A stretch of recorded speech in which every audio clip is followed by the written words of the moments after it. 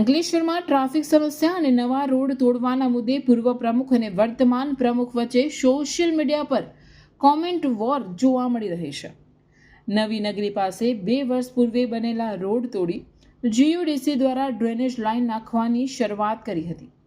નવા વોર્ડની અલગ અલગ લાઇન 10 કરોડના અંદાજિત ખર્ચ નિર્માણ જીયુડીસીમાં મંજૂર કરાઈ હતી.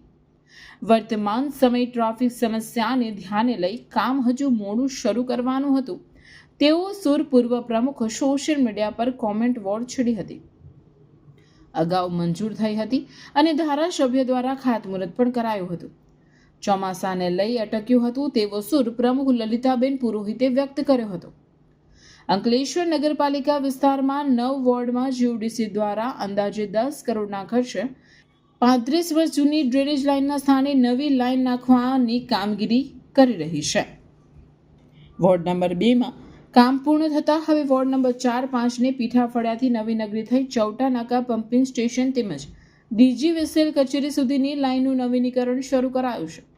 ત્યારે પાલિકા પ્રમુખ દ્વારા લોકોને 35 વર્ષ જૂની લાઇન બદલવાની શરૂઆત કરવામાં આવે છે, જેથી લોકો સમસ્યાનો અંત લાવશે.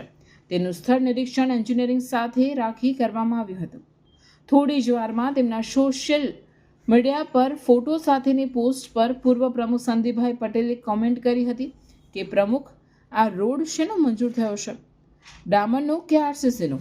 અને કેટલા સમયમાં મજબૂત ગુણવત્તાવાળો રોડ બની જશે?